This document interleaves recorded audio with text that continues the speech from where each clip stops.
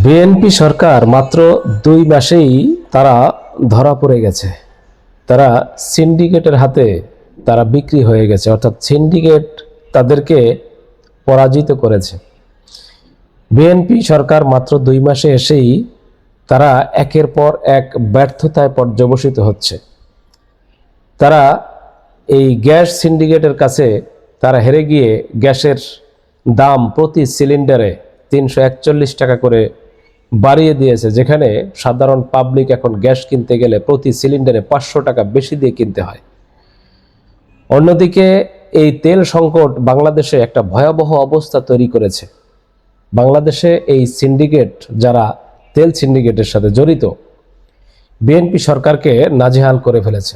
যদিও বিএনপি সরকার বারবার বলেছে তারা তেলের দাম বাড়াবে না, গতকালকে সকালেও দেখেছি তারা বলতেছে তেলের দাম বাড়াবে না, অথচ কালকে বিকেলবেলা আমরা নিউজে দেখলাম যে বাংলাদেশে কেরোসিন, পেট্রোল, ডিজেল, অকটেন 4টা জিনিসেরই দাম বাড়ানো হয়েছে। 15 টাকা 20 টাকা করে পার লিটারে দাম বাড়ানো হয়েছে। অর্থাৎ সিন্ডিকেটের কাছে এই বিএনপি সরকার তারা ধরাশায়ী হয়ে গেছে।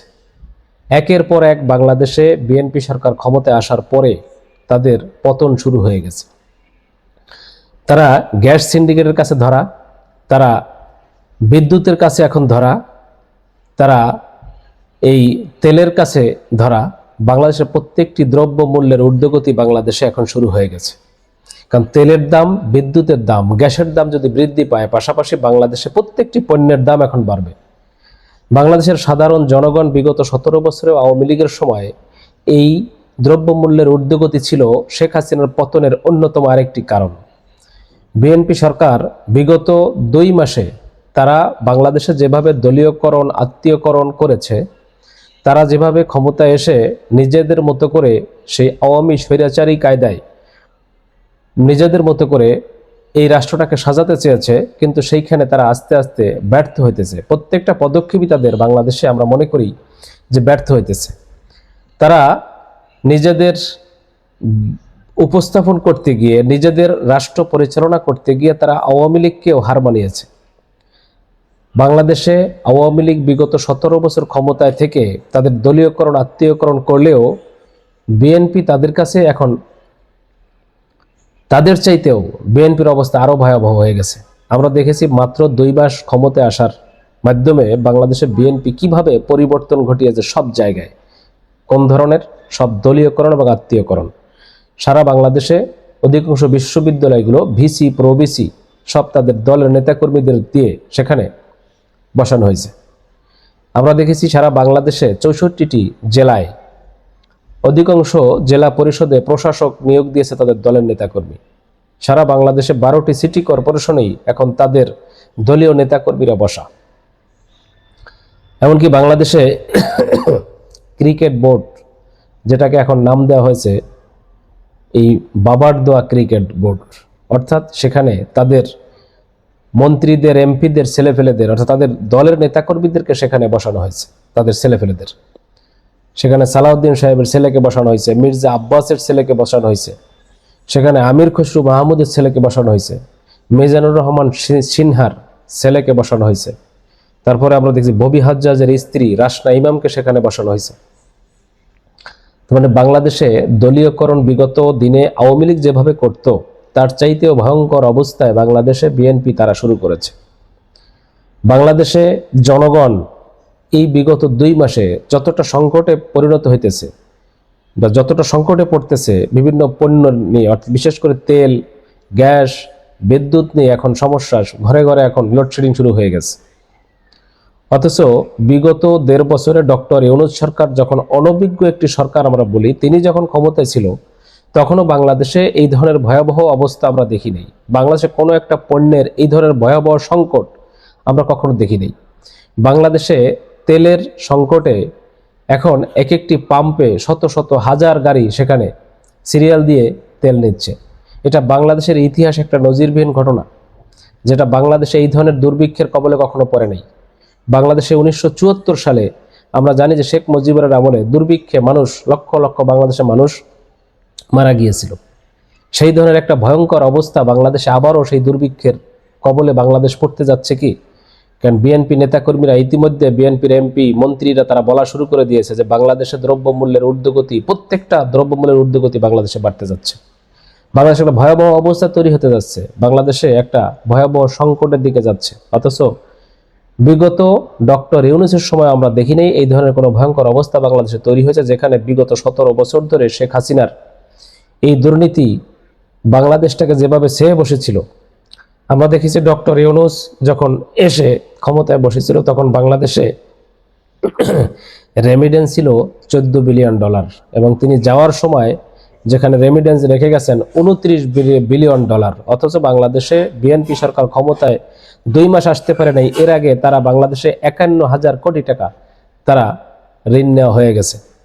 ইতিমধ্যে আমরা দুইটা আরো নতুন দুঃসংবাদ পাইলাম বাংলাদেশের জন্য। একটি হচ্ছে যে IMF বাংলাদেশে 35,000 কোটি টাকা একটা ঋণ দেওয়ার একটা কথা ছিল, সেই ঋণ বর্তমানে বন্ধ করে দিয়েছে। এবং অপরদিকে বাংলাদেশে একটা তেলের জাহাজ যেটা হরমুজ প্রণালীতে ইরান সেটাকে আটকে দিয়েছে। অথচ বাংলাদেশের সাথে ইরানের সম্পর্ক ছিল সবচেয়ে একটা ভালো সম্পর্ক, কিন্তু বর্তমান বিএনপি সরকার ক্ষমতায় আসার পরে এই ইরান যুদ্ধের ব্যাপারে তারা ইরানের অনেকটা বিপক্ষে ঘুরে দাঁড়িয়েছে, যে কারণে ইরান সেটা বুঝতে পেরে, যদিও ইতিমধ্যে বাংলাদেশের একটা জাহাজ, তেলের জাহাজ কিন্তু ছেড়ে দেওয়া হয়েছিল কয়েকদিন আগে আমরা জানি, এবং আরও 5 থেকে 6টা জাহাজের অনুমোদনও ছিল যে তারা আসতে পারবে। কিন্তু ইতিমধ্যে কেন হঠাৎ করে ইরান বাংলাদেশের এই তেলবাহী জাহাজ হরমুজ প্রণালীতে আটকে দিল? কারণ ইরান বুঝতে পেরেছে বাংলাদেশের কূটনৈতিক অবস্থার ভিতরে ধোঁয়াশা আছে। ইরানের বিপক্ষে একটা অবস্থান বাংলাদেশের এই বর্তমান সরকারের একটা পদক্ষেপ বা তাদের একটা অবস্থান বোঝা গেছে বিধায় ইরান এই কাজটা করেছে। বাংলাদেশে IMF এর ঋণটা কেন বন্ধ হইল? কারণ চীনের বিপক্ষে এই বাংলাদেশ বর্তমান দাঁড়িয়েছে, অথচ চীন এই ব্যাপারটাতে তারা হস্তক্ষেপ করেছে। কারণ বর্তমান বিএনপি সরকার ভারত এবং আমেরিকার পরে নির্ভরশীল হয়ে যাচ্ছে। অথচ আমাদের আরেকটা পার্শ্ববর্তী রাষ্ট্র পাকিস্তান, তারা দেখতেছি যে আমেরিকার সাথেও তাদের লিয়াজু আছে, ইরানের সাথেও আছে, চীনের সাথেও আছে। তারা কিন্তু এই ধরনের সমস্যায় পড়তেছে না, কিন্তু বাংলাদেশ কিন্তু এই দিক থেকে কূটনৈতিকভাবে সফল হতে পারতেছে না, কারণ বিএনপি সরকারের সেই কূটনৈতিক অবস্থা অতি দুর্বল আমরা মনে করতেছি। ডক্টর ইউনূস বাংলাদেশে যে ভয়াবহ অবস্থার ভিতরে বাংলাদেশের হাল ধরছিল, যদিও তার একটা সবচেয়ে এখন বিতর্ক তাকে নিয়ে যে বাংলাদেশে বিগত 54-55 বছরের ইতিহাসে একটা সুষ্ঠু ফেয়ার নির্বাচন আশা করেছিলাম এই ডক্টর ইউনূসের মাধ্যমে, কিন্তু সেটা তিনি দেখাইতে পারেন নাই। বাংলাদেশে ইলেকশন ইঞ্জিনিয়ারিং এর মাধ্যমে বিএনপিকে তিনি ক্ষমতায় দিয়ে গেছেন। এটা বাংলাদেশের জনগণের কাছে আজ হোক কাল হোক তাকে জবাব দিতে অবশ্যই করতে হবে।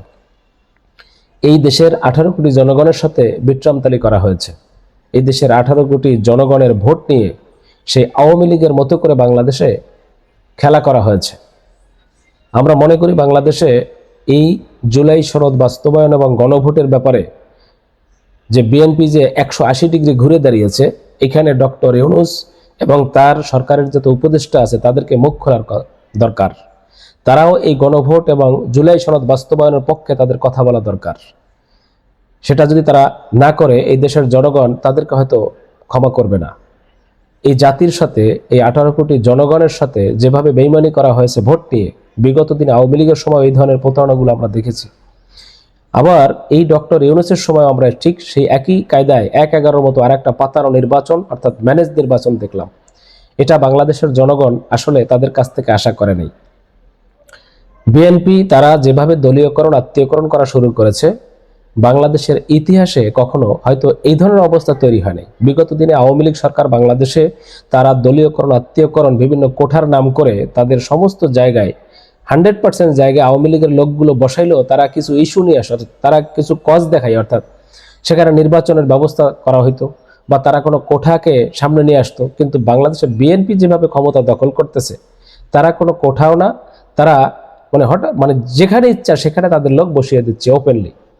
কোনো রকম কোনো নির্বাচন, কোনো রকম কোনো বাংলাদেশের আইনের তোয়াক্কা তারা করতেছে না। বিগত দিনে কখনো আমরা দেখি নাই যে জেলা পরিষদে প্রশাসক বা সিটি কর্পোরেশনের প্রশাসক কোনো দলীয় লোকজনকে দিয়ে কখনো বসানো হয়েছে। সেখানে সরকারি কর্মকর্তারা বসতো, তাদের ভিতর থেকে সিলেক্ট করা হতো। কিন্তু বাংলাদেশে, এই নতুন বাংলাদেশে আমরা দেখলাম যে জুলাই পরবর্তী একটি বাংলাদেশে যেখানে ন্যায় ইনসাফের একটা রাষ্ট্র আমরা দেখতে চেয়েছিলাম, যেখানে পরিবর্তনের বাংলাদেশ দেখতে চেয়েছিলাম, জুলাই পরবর্তী একটি বাংলাদেশ, নতুন বাংলাদেশ আমরা দেখতে চেয়েছিলাম, সেই জায়গাতে মনে হয় বাংলাদেশের জনগণ ব্যর্থ হয়ে গেছে। বাংলাদেশের জনগণের ভোট নিয়ে বিট্রামতালি করে যেই বিএনপি বাংলাদেশে বিগত এই নির্বাচনের আগে গণভোটের স্বীকৃতি তারাই দিয়েছিল, তারাই জুলাই সনদে স্বাক্ষর করেছিল, অথচ নির্বাচনের পরে তারা 2/3 আসনে বিজয়ী হওয়ার সাথে সাথে তারা সেই জুলাই সনদ গণভোটকে এখন অস্বীকার করা শুরু করেছে। এই দেশের কোটি কোটি জনগণের ভোট, যেখানে 4 থেকে 5 কোটি জনগণ গণভোটে হ্যায়ের পক্ষে ভোট দিয়েছে, পরিবর্তনের পক্ষে ভোট দিয়েছে, সেই জায়গায় বিএনপি এখন তাদের বিরুদ্ধে গিয়ে অবস্থান নিয়েছে, এই জনগণের বিরুদ্ধে গিয়ে অবস্থান নিয়েছে। বাংলাদেশে বিএনপির সফলতার পরিবর্তে ব্যর্থতাই প্রতিনিয়ত বাংলাদেশের জনগণের সামনে এখন উপস্থিত হইতেছে। হয়তো কোনো একটা সময় দেখা যাবে যে বাংলাদেশের জনগণ আর চুপ করে বসে থাকবে না, তারা নতুন করে আবারও সেই বিপ্লবের ডাক দিবে, আবারও হয়তোবা সেই আওয়ামী লীগের মতো করে বিএনপির বিরুদ্ধে এই দেশের জনগণ রাজপথে নেমে যাবে। বিএনপি যদি তারা এই দেশটাকে নিয়ন্ত্রণ করতে না পারে, তারা যদি সিন্ডিকেট বন্ধ না করতে পারে, বাংলাদেশের দ্রব্যমূল্যের ঊর্ধ্বগতি কমাইতে না পারে, বাংলাদেশের আইন শৃঙ্খলা পরিস্থিতি যদি নিয়ন্ত্রণ করতে না পারে, আওয়ামী লীগের উত্থান যদি ঠেকাইতে না পারে, বাংলাদেশে ষড়যন্ত্র, বাংলাদেশে এই যে রাজনৈতিক যে প্রতিহিংসা, এগুলো যদি বাংলাদেশে তারা নিয়ন্ত্রণ করতে না পারে, তাহলে অবশ্যই বাংলাদেশের জনগণ বিএনপিকে কিন্তু রাজপথেই মোকাবেলা করে তাদেরকে আওয়ামী লীগের মতো করে পরাজিত করবে, তাতে কোনো সন্দেহ নেই। প্রিয় দর্শক শ্রোতা, আপনাদের যদি কোনো মতামত থাকে অবশ্যই ভিডিওর নিচে কমেন্টসে জানাতে পারেন, এবং আমার এই চ্যানেলে নতুন হয়ে থাকলে অবশ্যই চ্যানেলটি সাবস্ক্রাইব করে সাথেই থাকবেন আশা করি ইনশাআল্লাহ। খোদা হাফেজ।